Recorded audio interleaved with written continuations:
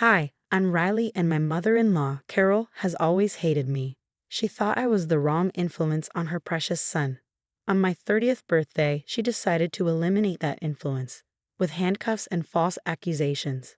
The day started like any other birthday, coffee in hand, scrolling through sweet messages from friends.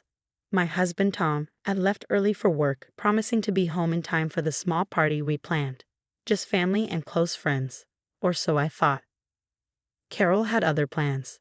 She'd always been difficult ever since Tom introduced me 5 years ago.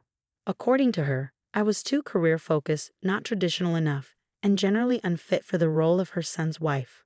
A real wife cooks dinner every night, she'd say when Tom mentioned my late meetings at the ad agency. In my day, we knew how to care for our husbands. Tom usually defended me, albeit weakly, with that apologetic tone I'd grown to resent. She means well. She's just old-fashioned. By noon, Carol had already thrown her wrench into the plans, texting me, "Hope you don't mind, dear, but I've invited a few family friends. And I'll be bringing my special cake, Tom's favorite. I'm sure the one you ordered is nice too." I clenched my jaw, but let it slide. It was my birthday after all. How bad could it get? By 6:30, the house was full. Carol had arrived early, commandeering my kitchen and rearranging everything I'd carefully planned. Her cake took the prime spot on the table while mine was shoved aside like an afterthought. "Riley, dear," she called sweetly as guests buzzed around. "Could you help me with something in the guest room?" I should have known. The whispers, the sly glances, the way she'd been shadowing me all evening. But I followed her, eager to keep the peace. The room was dark when I stepped in. As I reached for the light switch, her voice sliced through the silence. "Now." The lights blazed on, and two police officers stepped out from behind the door. "That's her, officers," Carol said, her voice dripping with false authority. "I have proof she's been stealing from me." "What are you talking about?" I stammered, frozen in place. She pulled out her phone, showing what looked like security footage. A figure eerily similar to me, rifling through drawers at her house. The timestamp was last Tuesday when I'd been in meetings all day. "Officers, this is absurd." I protested. "Mrs. Thompson," one officer said, "we need you to come with us." The cold metal of handcuffs bit into my wrists as Carol's face remained emotionless. Downstairs, the music drowned out my shouts for Tom. When I was finally led through the party, every head turned. Guests stared, murmured, some even gasped. At the bottom of the stairs, Tom appeared, his face twisted in confusion and horror. "Mom, what's going on?" he demanded. "She's been stealing from me," Carol said, her voice breaking with perfect distress. I didn't want to believe it, but the evidence, I had no choice. "Riley wouldn't," Tom began, but her tears and trembling hands silenced him. As the officers escorted me out, I caught the faintest flicker of triumph in Carol's eyes. Her victory was complete. The last thing I heard before the door closed was her syrupy voice, thick with manufactured grief. "I warned you, Tom. I tried to tell you about her character." Sitting in the back of the police car, I watched the house shrink into the distance. My birthday turned into the ultimate act of her revenge. The holding cell was freezing, its sterile walls pressing in on me. I sat there in my birthday dress, shivering and replaying every interaction with Carol in my mind, searching for clues I might have missed. Detainees came and went, their murmurs blending with the hum of the fluorescent lights. "Mrs. Thompson." An officer finally appeared. "Your husband's here with your lawyer." Tom entered first, his tie loose and his eyes shadowed with exhaustion. Behind him was David Chen, our family attorney, his briefcase in hand. "The footage is troubling," David began, glancing at the file. "It looks like you're rifling through Carol's jewelry drawers. But here's the thing. The timestamp shows Tuesday at 3 p.m. Can you account for that time?" I sat up straighter. "I was in the Peterson account meeting. 20 people can verify that." David nodded. "Already checked. We've got written statements from your colleagues.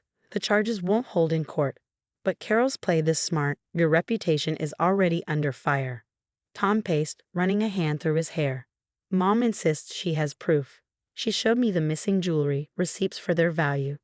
"Tom," I interrupted, my voice sharp. "Think, your mother has hated me from the start. Last Christmas, she accused me of losing her recipe book, only to find it in her own drawer. This isn't new."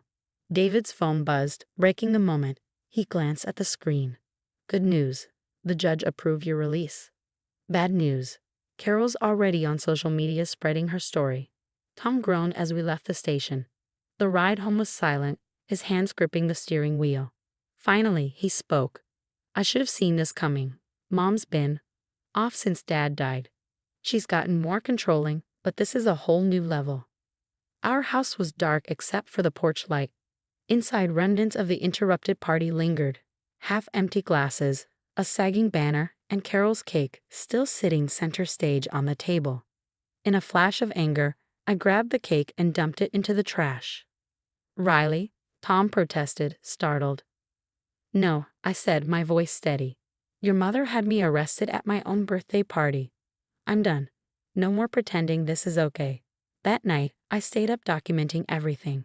Carol's manipulations, her false accusations, her countless attempts to undermine me. Then a thought struck me like lightning. Tom, I said, turning to him. Your dad's study at Carol's house. Has she touched it since he passed? No, he said slowly. She keeps it locked up. Why?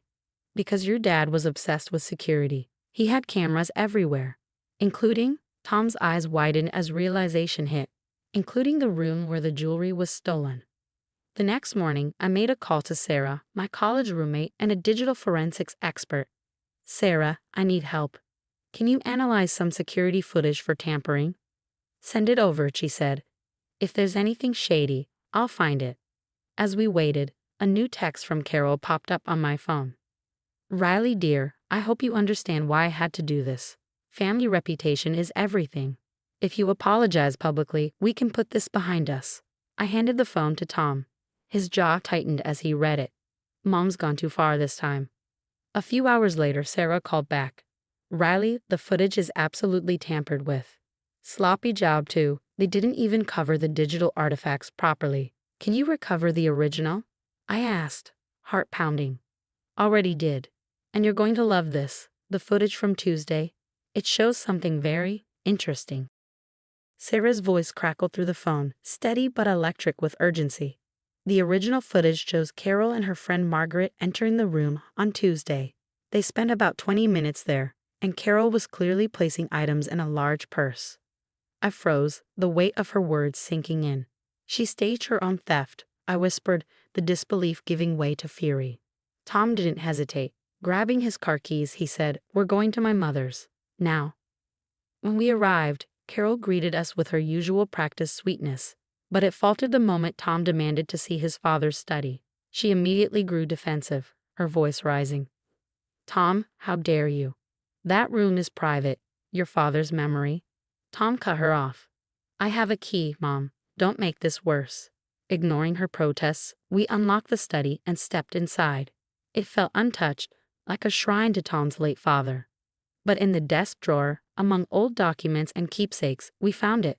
Every piece of the stolen jewelry Carol had accused me of taking. Unbelievable, I muttered, my hands trembling as I held the items. But the real bombshell was on the study's computer. Weeks of untouched security footage revealed everything. Carol and Margaret plotting together, practicing with editing software, discussing how to frame me, and even rehearsing Carol's dramatic breakdown at my party. On one video, Carol's voice was crystal clear. I'll have her arrested right in front of everyone. Tom will finally see the truth about the kind of woman he married. Tom sat motionless, his jaw clenched, watching his mother's schemes unfold on screen. With every clip, his face darkened, the betrayal cutting deeper. We were so engrossed that we didn't hear her footsteps until she burst into the study. Carol's face went ghostly pale when she saw the monitor. Tom, sweetheart, she stammered, her voice faltering. I can explain. Tom turned to her, his voice cold and sharp. Explain what, Mom? How you framed my wife. Had her arrested at her own birthday party? This is beyond anything I could have imagined. Her mask of composure cracked. She's not right for you. Carol shrieked. She's turning you away from family traditions from me. I did this for you, for us. No, Mom, Tom said, his voice trembling with controlled rage. You did this to yourself, and now you'll face the consequences. Carol's pleas fell on deaf ears as we left the house, armed with all the evidence we needed. In the days that followed, Carol and Margaret were charged with filing false police reports, evidence tampering, and defamation. The fallout was seismic. The family splintered. Some rallied behind Carol, convinced she'd been misunderstood, while others were horrified and cut ties entirely. Tom and I made the decision to move across town, away from the chaos and his mother's toxic influence. I agreed, but with one non-negotiable condition. We'd host a proper 30th birthday party at our new home. When the day finally arrived, I stood in our sunlit kitchen, carefully arranging my birthday cake in the center of the table where it belonged. This time, there was no Carol to overshadow the moment, no hidden agenda lurking in the background. As I sealed the last of the party invitations, a notification popped up on my phone. It was a reminder of Carol's upcoming court date. Without hesitation, I swiped it away and returned to writing the addresses. Tom walked in, wrapping his arms around me. "Happy real birthday, honey," he murmured. I smiled, leaning into him. This is how it should have been all along. Looking back, I realized Carol had unwittingly given me a gift, a birthday present unlike any other.